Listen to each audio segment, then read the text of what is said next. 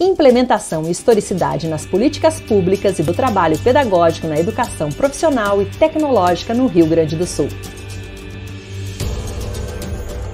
A educação profissional e tecnológica no Rio Grande do Sul conta no ano de 2020 com 42 campus, distribuídos entre 3 institutos federais, ofertando um total de 729 cursos entre ensino médio e pós-graduação, assim como uma oferta em educação à distância e na esfera estadual, possibilita o acesso a aproximadamente 216 cursos distribuídos em 165 escolas.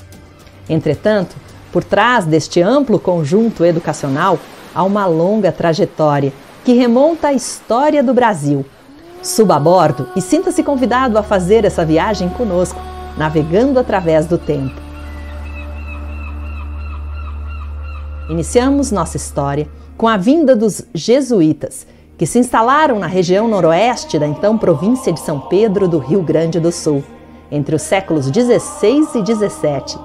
Ao aqui chegarem, instruíram as primeiras reduções na região noroeste. Portanto, um projeto educacional que objetivava a conversão e a conquista espiritual, ao mesmo tempo em que avançavam no propósito de catequizar os índios e instituir escolas, legitimavam e tornavam impostos os valores cristãos e a cultura portuguesa, lançando as bases para a colonização e a ação exploratória da metrópole. No Rádio Studiorum, foi preciso contar também com oficinas de artes mecânicas para fabricar as manufaturas essenciais a fim de garantir o desenvolvimento local, já que não existiam profissionais qualificados para esse tipo de trabalho. Prosperando economicamente e realizando sua missão, os jesuítas conseguiram educar os indígenas para o trabalho e chegaram ao ponto de manter diversas e distintas oficinas, conseguindo até construir os sinos das igrejas,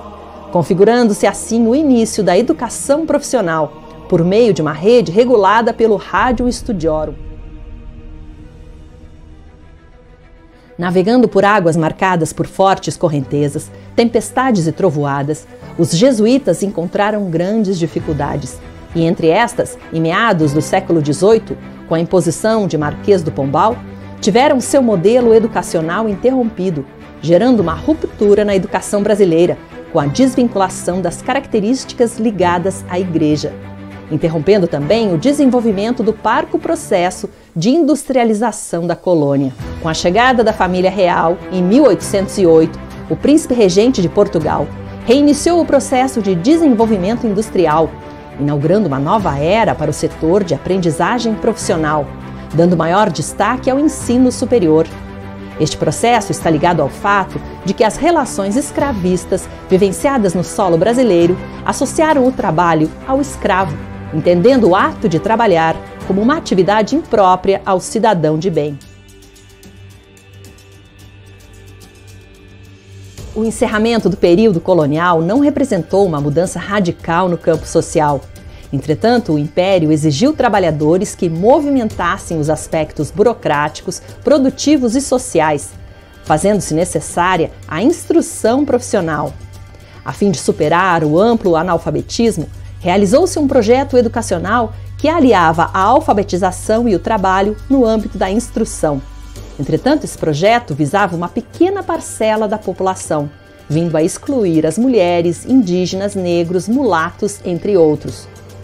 Em relação à província de São Pedro do Rio Grande do Sul, é preciso destacar que durante os anos de 1835 a 1845, pouco ou nada se fez a respeito da educação, em função da Revolução Farroupilha, assim como em 1864 a 1870, com a Guerra do Paraguai. Ao final do período imperial, é possível perceber um considerável crescimento na quantidade de escolas, sendo, entre outras, na área da agricultura, do comércio e do ensino secundário, além de asilos, a Escola de Aprendizes Marinheiros, a Escola de Tiro e a Escola do Arsenal de Guerra.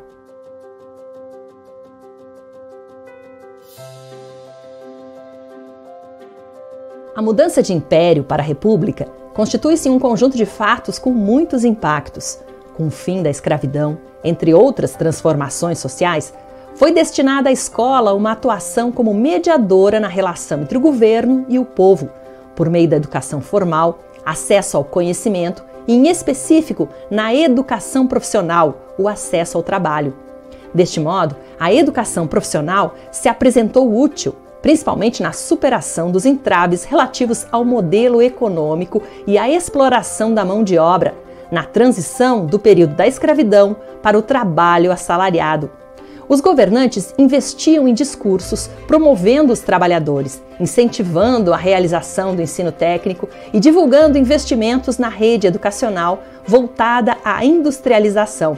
Os primeiros 30 anos do século XX foram profícuos em proposições para a educação profissional, embora as ações realizadas fossem majoritariamente voltadas à esfera particular em comparação à esfera pública. Entretanto, no ano de 1909, o presidente Nilo Peçanha assinou o Decreto 7.566, prevendo a abertura de 19 escolas de aprendizes e artífices, sendo o propalado início da rede de educação profissional no país. Cabe destacar que este decreto se refere ao ensino industrial, sendo esta uma das áreas da educação profissional e tecnológica. Nesse processo, inicialmente, o Estado não foi contemplado com nenhuma dessas escolas, contribuindo para intensificar a divisão existente entre uma educação para os trabalhadores e a educação das elites. O período de 1930 a 1940 ficou a cargo da publicação das leis que organizaram a educação profissional formal. Porém, em seu entorno, o mundo do trabalho caminhou a passos largos no sentido de se aproximar do mercado industrial mundial. Nesse sentido, a República fez um movimento de rearticulação nacional, que, embora lento, veio a consolidar um projeto de progresso associado à intensificação da industrialização, de desenvolvimento e democratização. O ensino industrial desenvolveu-se confundido com a educação profissional e tecnológica. Não havia educação para o trabalho, havia educação para a indústria, prioritariamente. A educação profissional revelou-se fortemente marcada pela dualidade de um sistema voltado para as elites e outro para classes populares. A não equivalência entre os cursos secundários e os técnicos expressava essa distinção social, mediada pela educação. Com a industrialização crescente, a dualidade estava mantida. Acentuou-se, porém, sua função de preparar as pessoas para o ingresso no mercado de trabalho, fazendo predominar sua função profissionalizante, em permanente tensão com a função propedêutica. Entre as décadas de 1950 a 1970, o desenvolvimento veio atender à necessidade de expandir e financiar a educação profissional e tecnológica para os gaúchos.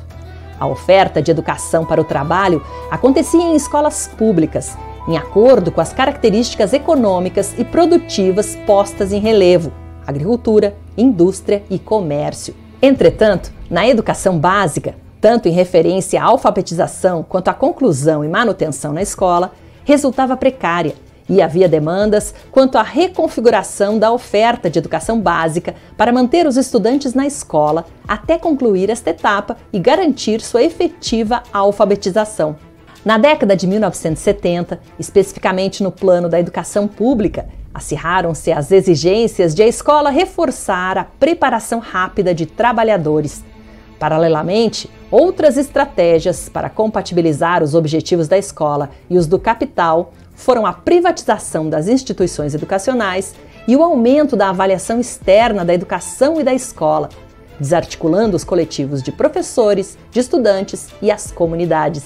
Evidenciaram-se ainda, com base na Lei 5.692 de 1971, alterações nos cursos técnico-industriais e nas escolas federais. Após a promulgação da lei, foram desativados os cursos industriais, os chamados ginásios industriais, transformados em escolas técnicas federais ou em centros federais de educação tecnológica. No período de redemocratização do país, a educação volta a ser pauta, momento de rearticulação dos debates, das propostas e de conciliar esforços para uma educação, assim como a República, democrática. A redemocratização retomou a importância das escolas técnicas e dos centros federais, não sem antes haver grandes debates. Nesse processo, os conservadores destacavam o custo alto do financiamento e o fato de não atenderem às demandas do mercado de trabalho, tornando-se cursos propedêuticos para acesso ao ensino superior. Os representantes do campo progressista destacavam uma maior concentração de recursos públicos em instituições que serviam aos interesses dos grandes empresários, com atendimento seletivo e restrito à população. A discussão resultou em ganho aparente aos conservadores, tendo em vista as ameaças de finalização do projeto de educação profissional sob a forma de uma transferência aos sistemas estaduais e privados de ensino. O destaque da década de 1990 ficou a cargo da publicação da Lei de Diretrizes e Bases da Educação no Brasil, ainda em vigor. Esta lei apresenta no seu conteúdo um modelo de ensino médio que passa a constituir a etapa final da educação básica, com duração mínima de 3 anos, um aprofundamento do ensino fundamental que possibilita aos que concluírem o curso o acesso ao ensino superior. Nesse modelo de ensino médio, envidaram-se modificações em toda a educação, inclusive na educação profissional, com a sua regulamentação, que altera a concepção de cursos técnicos e a consolidação de cursos superiores de tecnologia.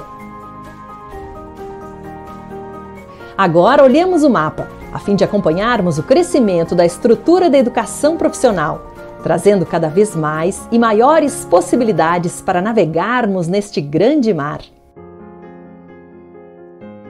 Ao tratarmos dos desdobramentos tidos a partir dos anos 2000, é preciso marcar as transformações vivenciadas com a posse da Presidência da República, no início de 2003, quando houve, então, o Pacto pela Valorização da Educação Profissional e Tecnológica, entendendo-a como uma política pública, apontando para o movimento de expansão da rede federal. Chegamos ao ponto de partida e, como já foi dito, encontra-se uma estrutura que conta com 3 institutos federais, alcançando a marca de 42 campus e 729 cursos. Soma-se a isso uma oferta de aproximadamente 165 escolas, ofertando 265 cursos técnicos estaduais.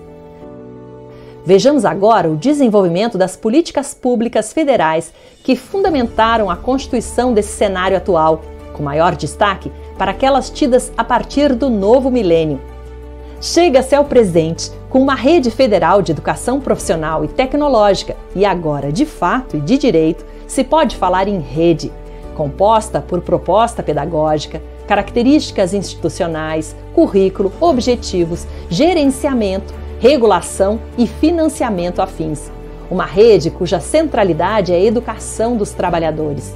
E após nossa viagem através do desenvolvimento da educação profissional e tecnológica no Rio Grande do Sul, destacamos alguns movimentos de sentidos para aportarmos e seguirmos nossos estudos e pesquisas em solo firme. Reiteramos que a gênese histórica da educação profissional é o trabalho realizado pelos jesuítas, os quais dominaram o cenário educacional e cultural por 2 séculos e meio.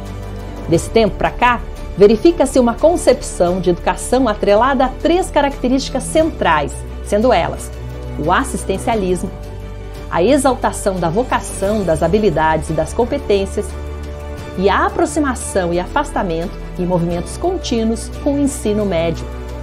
Salientamos, por fim, que o ponto alto dessa história é a criação da rede federal, nosso porto e, por isso, ponto de partida para novas viagens. Sinta-se convidado a nos acompanhar.